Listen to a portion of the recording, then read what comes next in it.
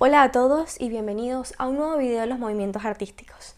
El día de hoy vamos a hablar de un movimiento muy popular, muy conocido por muchos de nosotros y que ha perdurado por el tiempo. Este movimiento es el surrealismo, el cual empezó en 1924 y terminó en 1945.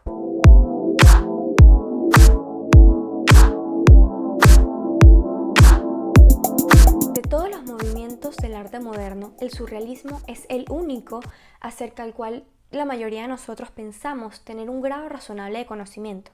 Usualmente, cuando pensamos en el surrealismo, nos imaginamos la pintura de Dalí de un reloj derretido, o también nos imaginamos una fotografía en blanco y negro de Man Ray. El punto es que el sueño se convierte en realidad o viceversa. La razón por la cual la mayoría de nosotros sabemos algo del surrealismo es porque este movimiento ha resistido hasta el final como ningún otro. No describiríamos en la actualidad a un cineasta como constructivista ni a un escritor como impresionista, no es lo común. Tampoco describiríamos a un artista hoy en día como fauvista o cubista, pero sí lo etiquetáramos, si parece oportuno, como surrealista. Ahora bien, ¿recuerdan ustedes el poeta Apollinaire de quien les hablé en el video del cubismo, el gran amigo de Picasso? Fue este mismo poeta quien en 1917 creó la palabra del surrealismo. La utilizó 2 veces en un año. La primera vez para describir una de sus obras como un drama surrealista y la segunda vez en las notas de un ballet ruso llamado Parade. Pocos años después, André Breton, un artista y poeta parisino, se sentía desilusionado con el movimiento Dada. Opinaba que se había quedado sin fuerzas. Es por eso que buscaba una nueva expresión artística, la cual incorporara los conceptos psicoanalíticos de Sigmund Freud con la mentalidad dada que hablaba sobre la destrucción del sistema. Breton estaba especialmente interesado en la investigación de Freud sobre cómo el inconsciente desempeñaba un papel importante en el comportamiento humano, tal y como es a través de los sueños y la escritura automática. Una pequeña pausa para recordarles y recalcar que fue André Breton quien creó este movimiento, quien creó este manifiesto del surrealismo, porque sé que muchos de nosotros en algún momento de nuestra vida hemos llegado a pensar que fue Salvador Dalí quien lo hizo. En 1923, Breton ya estaba listo para presentar su nuevo movimiento artístico Hijo del Dada, pero aún necesitaba encontrar un nombre.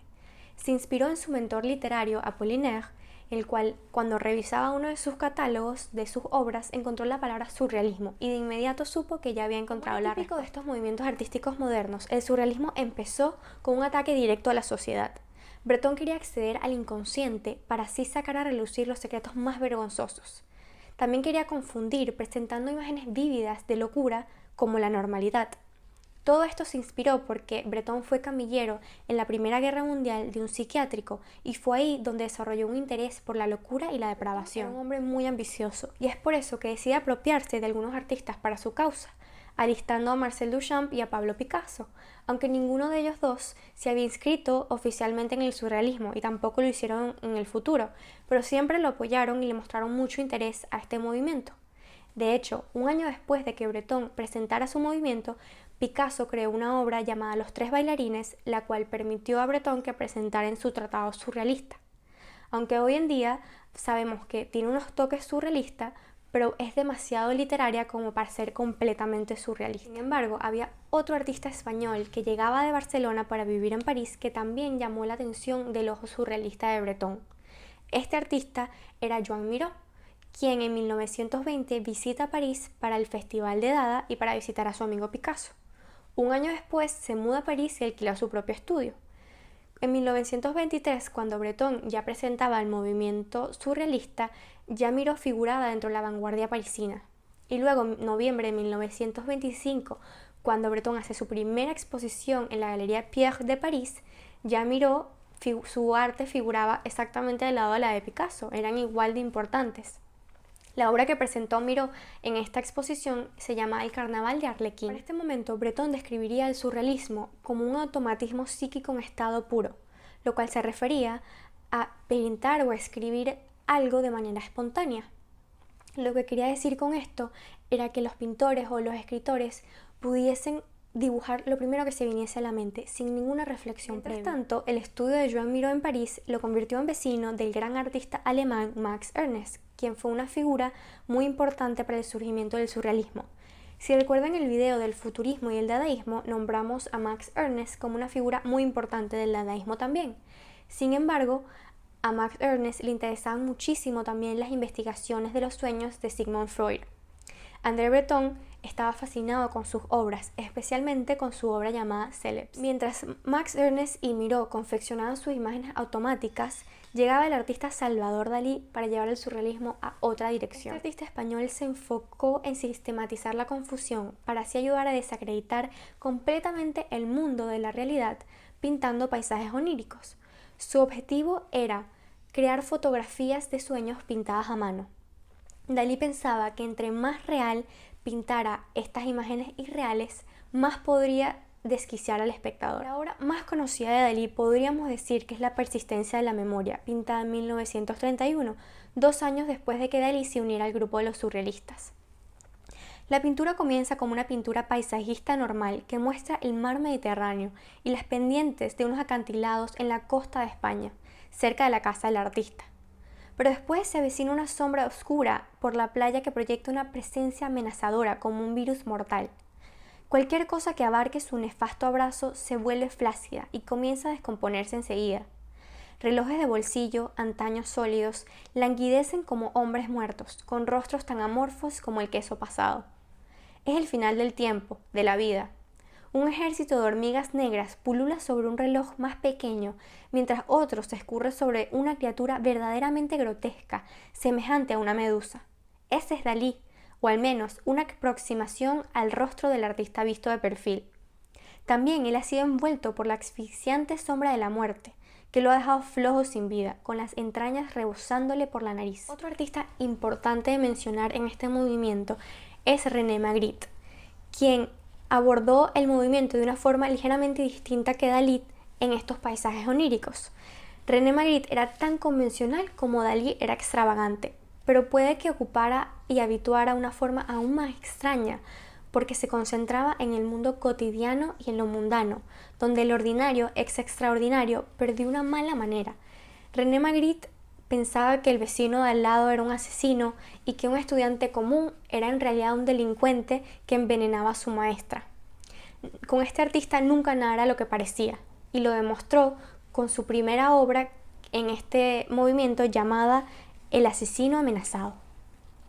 Ya en este punto, después de haber hablado de tantos movimientos artísticos, de tantos artistas, yo espero que ustedes también se pregunten lo mismo que yo y de lo que nos preguntamos en el video anterior de la abstracción. ¿Dónde están las mujeres en todo esto? Las pruebas indican que si hubiese sido una mujer artista en aquella época, probablemente hubiese sido tolerada, pero no venerada.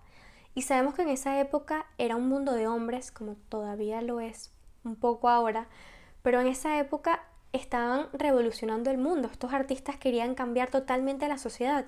Entonces, ¿por qué no incluían a estas mujeres artistas?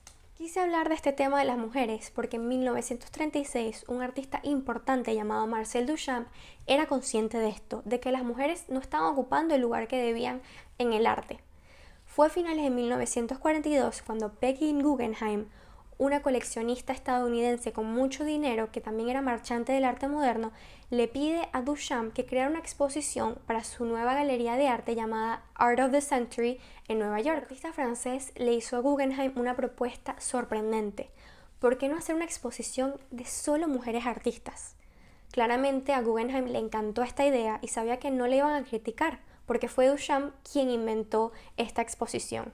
El nombre de esta exposición fue Art Exhibition by 31 Women.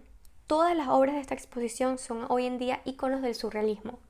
Una de las gran artistas que participó en esta exposición fue la joven mexicana Frida Kahlo, quien en 1925 aún estudiaba medicina, pero sufrió un grave accidente de tránsito, la cual la hizo dejar la medicina y convertirse en artista, donde empezó a crear el tema de toda su vida, ella misma. De hecho, Frida refutó cuando André Breton le comentó que podía unirse al grupo de surrealistas. Ella le comentó que ella no pudiese ser surrealista porque sus obras no eran sus sueños, era su realidad. Pero aún así permitió que sus obras siempre fuesen expuestas en las exposiciones surrealistas. De hecho, una de las más importantes que exhibió en una de estas exposiciones se llama En el sueño. Otras grandes artistas de esta exposición fueron artistas como Dorothea Tanding, Leonora Carrington y Meret Oppenheim. Finalmente, los surrealistas y dadaístas europeos se unieron con los refugiados de la Bauhaus, Todos estos artistas querían escapar la guerra y se mudaron a Estados Unidos, donde se integraron exitosamente en la vanguardia. Entonces era inevitable que Nueva York se convirtiera ahora en el centro de arte moderno y Peggy Guggenheim en su poderosa jefa de animadores. Y ahora sí, para concluir este movimiento, quiero decirles los artistas más importantes para que se los graben y el día de mañana, cuando los escuchen, cuando los lean en un museo, sepan exactamente a qué movimiento pertenecen. Los voy a leer para que no se me olvide ninguno.